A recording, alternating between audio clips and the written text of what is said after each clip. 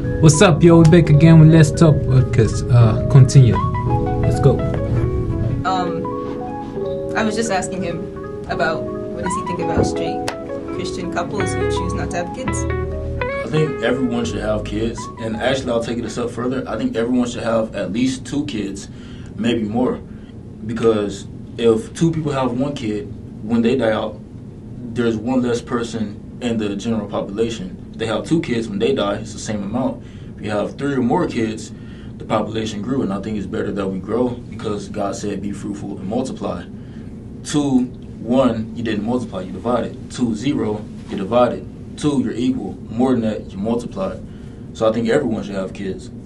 I think what she's saying, yes, is that is it a sin to not do it? As much as that is a sin for gay people who can't do it, is it a sin for people who can do it to not do it and have the same outcome? I don't necessarily think not having kids is a sin, but it's what's best for us as a whole, as humans, to have kids. Because if you don't have kids, you're going to die out. Now, it can be argued that it is a sin because God said, have kids, and anything he says you don't do is a sin. He said, don't eat the apple, they ate it, that's a sin. So you can look at it both ways, but I think everyone should have kids. That's the main point. Everyone should have kids. Gay people can have kids via IVF, adoption. Oh no. Number 2, HIV. Plenty of straight people can get HIV. But way less. Yes, but it still happens. Number 2, other than that, being gay doesn't hurt. It's like you compared it to thieving and stealing, but you're not hurting anybody else. But Oh, you mean physically? yeah. Okay. How are you hurting yourself? Your soul. One, you're hurting yourself because you're putting yourself at risk to get an incurable illness.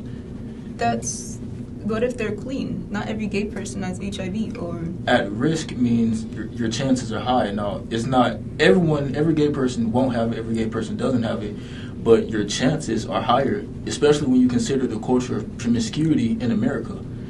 You don't always, or I'm not saying you, but people don't always ask others, let me see your STD test before they have sex. You're at a higher risk of getting that illness if you're gay, so you're hurting yourself.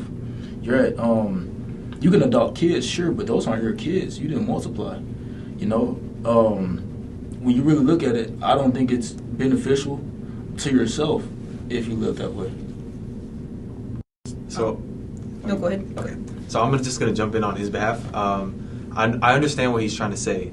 It's true that sodomy, or the practice of 2 men sleeping together, increases the likelihood of AIDS.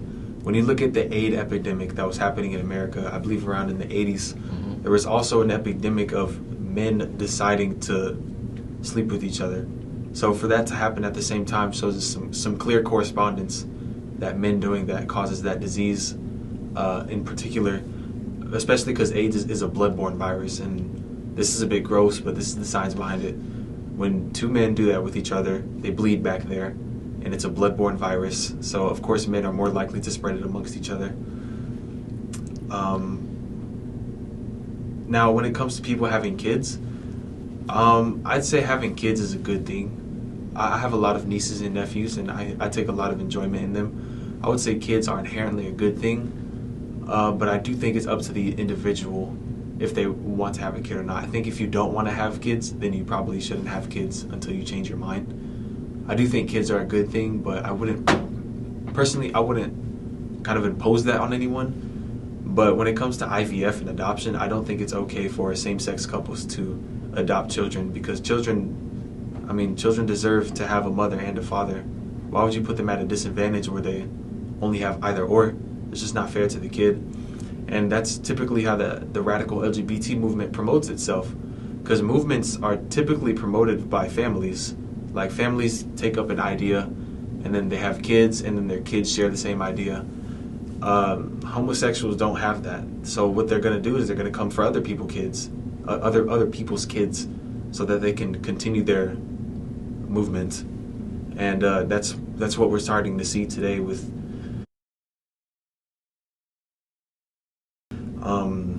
children's books in schools and libraries promoting sexual immorality. It's just the LGBT movement coming for people's kids now. We could say pride for short. Pride, yeah, it's a mouthful. Can I interject? Yeah. What about what about the gay kids? They want to see someone that looks like them, who acts like them, and I think if they can read a book and see that, they're like, Pride oh, representation is what you're talking about. This is interesting. I would like if I. Okay, so it seems to be that you may be pro-pride. Is that what we're going at here in terms of your debates? Yes. Okay. I guess so. Yeah. All right. So, in terms of pride representation as a Christian, I would say that what you're doing is that you are actively promoting sin. I understand the necessity for representation for anything else that's not sin, like, for instance, minorities. Minorities, as two people of color that we both are, I understand just as much as you. In fact, I'd say that it's much more necessary for black women to have representation, to see themselves more than men. Black men have seen ourselves in media much more than black women have. So we need to have more black women in the spotlight and beauty and movies and A-list actors out there and stuff. Characters in movies need to show that. But that's not biblical contradictory to say that we need to have more representation for black women.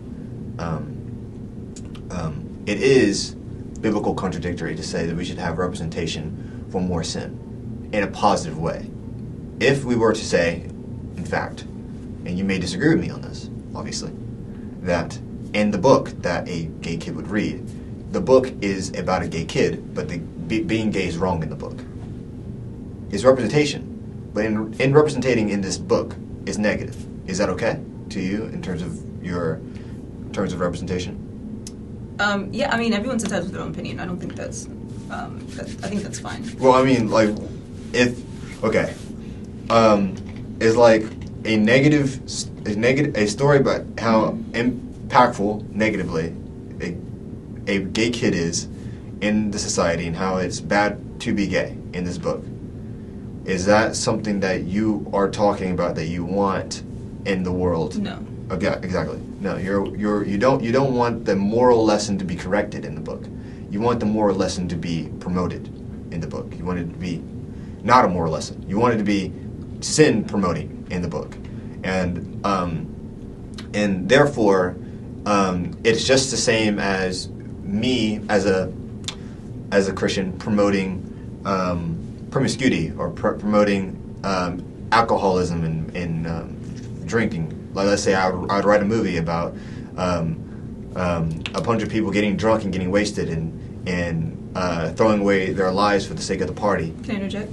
Yes, ma'am. You choose to drink alcohol. You can't choose your sexuality. Oh. I don't know about that one. If I, as a Christian, if I could choose to be straight, I would be straight. I'm choosing not to date women anymore, but I'm not choosing to have these feelings. I still like women, but I'm not choosing. I think you can choose to act on them, but I don't think you can choose, to be gay, bi, blah, blah, blah, blah. I mean, why would someone choose to be discriminated against? Why would someone choose? I mean, the suicide rates are at all-time high for especially gay teens, gay Christians as well. If it was that easy, I'm sure plenty of them would be straight. You know what I mean? Yes, I completely understand, and I completely have 100% empathy for anything that you're going through. I completely understand. Don't mean to take away from your struggles at all. I want you to know that.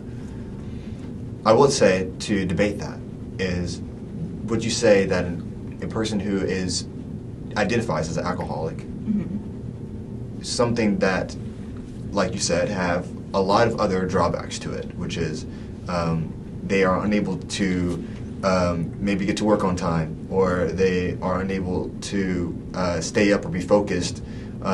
They are maybe laughed at by their coworkers or their friends or their family, and it's not necessarily the same level of disruption as someone who's homosexual or lesbian or whatever.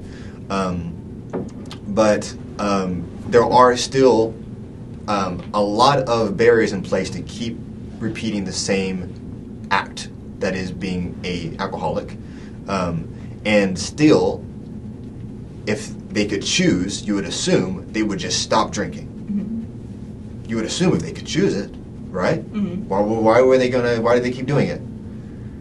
It is, in my opinion, the same in terms of homosexuality, drinking, or any other addiction that is not of God. Point blank period is temptation of sin, and your flesh wanting to identify as such. And it is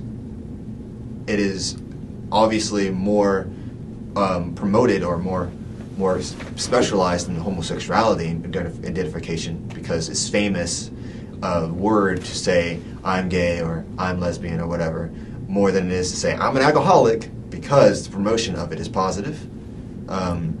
If that was the case for any other sin, it would work the same way. And I guess that's all I'm trying to say, is that if you were to have any other sin to be promoted positively, you would have the same psychological outcome. That is, am I able to choose this or not, when you actually are. Okay, guys, that's it again with Let's Talk Podcast.